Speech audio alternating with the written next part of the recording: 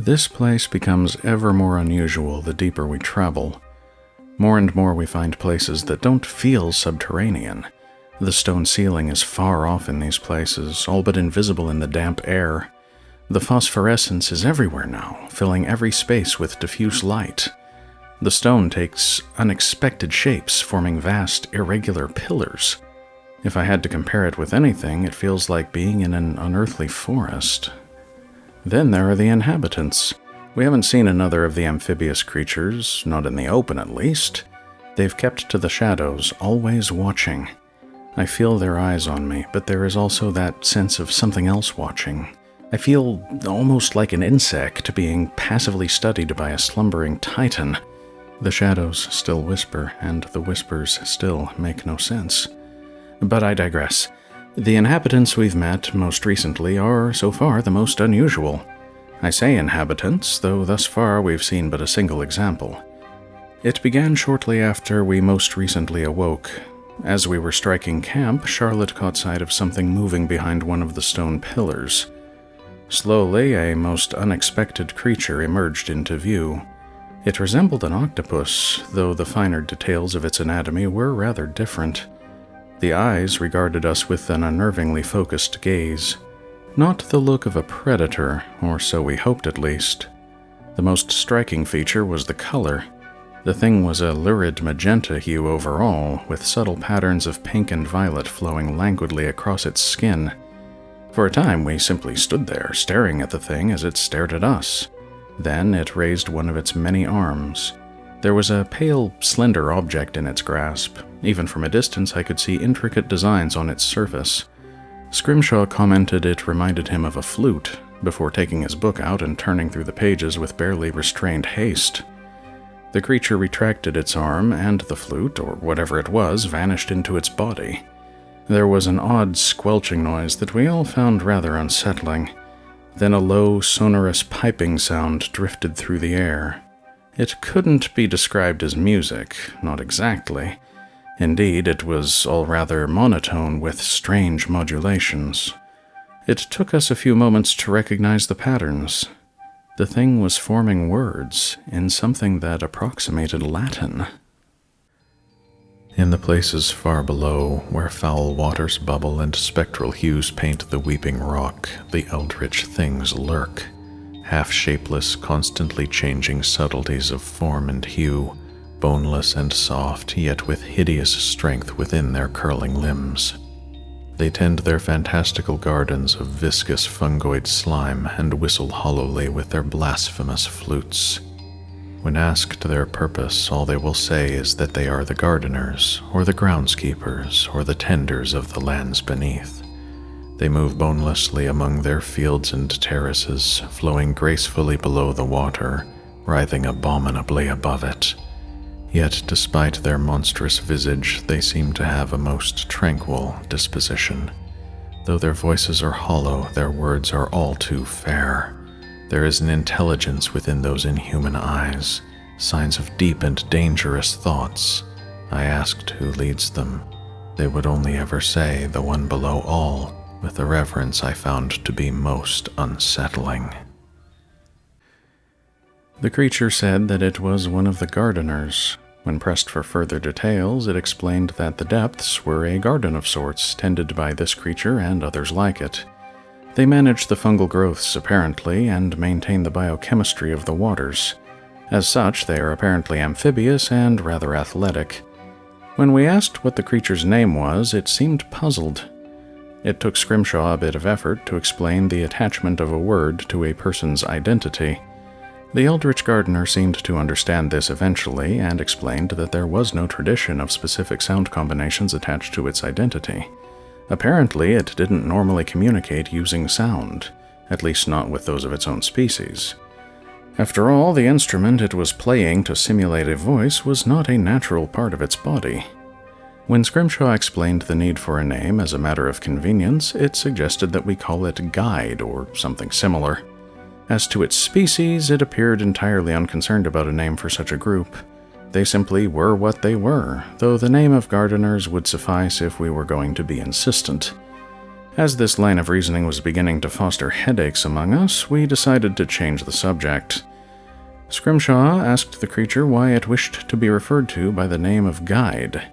In answer, it explained that it had been sent to us to serve as a guide, leading us safely onward into the depths.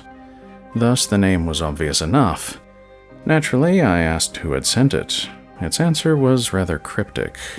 The closest translation might be the authority, though that wasn't the most satisfying answer. We began walking along, following this guide, conversing together in broken Latin. It didn't take long for it to notice our additional words to one another in English. It seemed quite curious about the unknown dialect. So, as we wandered deeper, we began teaching our guide a few basic words. Our guide had previously described itself as a gardener, presumably a label for its entire species. Well, I believe I have seen the proper garden now, and it was not as I had expected. When one typically thinks of a garden, one might expect a somewhat careful arrangement of various floral forms within the landscape. A bed of flowers here, a climbing trellis there, a few hedges about the boundaries, and so on. That is nothing like what we've seen here in our recent travels. The guide led us into a fairly large, convoluted cavern with an odd texture about the surrounding stone. The air here was positively mephitic, with a rotted, sulphurous quality that stung my eyes and left me half-blinded with tears for a time. Yet I adapted to the foulness with almost alarming rapidity. As my vision cleared, I was able to take in some of the details of the unearthly surroundings. The walls and ceilings seemed solid enough, but they were stretched and sculpted into glossy, flowing shapes. It looked almost as though the rock had been half-melted by some manner of prior catastrophe and left to solidify into these fantastical forms. The lurid pink phosphorescence only served to amplify the strangeness of this scenery. As my eyesight continued to recover, I began to notice subtle movements within the textured surfaces, organic, flowing movements of almost glacial slowness. All at once, it became quite clear that I was not looking at a stone at all, but rather something growing over it. With this realization, I began to notice patterns of connection within the glossy surfaces about me. The slime, for lack of a better word, appeared to be growing up out of the abundant pools of water and spreading out over every available stone surface. It drew itself out into formless tendrils, slowly writhing and grasping at the empty air in a macabre sort of dance. Our guide stopped here and there, tending to the oozing masses. This pinkish ooze seemed to respond to its touch with something almost like consciousness. In contrast, the ichor appeared to contract and withdraw itself when I tried shining a lantern close to it. I would note that in the lantern light, the slime seemed translucent and almost colorless. It appears that the vibrant magenta hues are derived entirely from some form of internalized bioluminescence. We tried asking the guide about this slime, whatever it was, but the answers were oddly unsatisfying. It felt like the creature was trying to explain something patently obvious to itself and ubiquitous within its life experience. The slime is a constant in the deep places, so it said. Given a bit of time to reflect, I have a theory of what this strange living material might actually be. The foul odor should have been an obvious hint to me before, though now it leaves me with other questions. To put it plainly, I believe this slime is a complex, dynamic microbial community based upon chemosynthesis. Given the lack of sunlight within the ecosystem, there must be some other energy source driving the maintenance of this much biomass. Stray organic material from the surface wouldn't be nearly enough by itself. So I suspect this cave system contains a significant degree of geothermal activity, largely concealed beneath the steaming pools. Sulfides of some sort or another find their way into the water and support the growth of chemosynthetic microbes. This, in turn, forms the first link in whatever food web this ecosystem might contain. The trouble with this theory, these various chemical substances are rather toxic to human life. Highly reactive, potentially quite lethal. Theoretically, we should all have long since suffocated by now. I can only guess that whatever physics the adjoining reality has, it must somehow allow for at least temporary biochemical compatibility. Even this is a stretch as theories go. It is only the absence of any better idea that has left me with this unsatisfactory explanation. Scrimshaw has found another few pages fading into view on that book, likely due to the presence of some of the toxic, highly reactive chemicals present in this environment. According to the accompanying notes, this entry focuses mainly upon the slime that now drips and oozes all about us. The implications are not comforting. Far below, the rock itself is overgrown with a spreading vileness, a foulness rising up from the fetid pools writhing across the walls, hanging obscenely from the ceilings.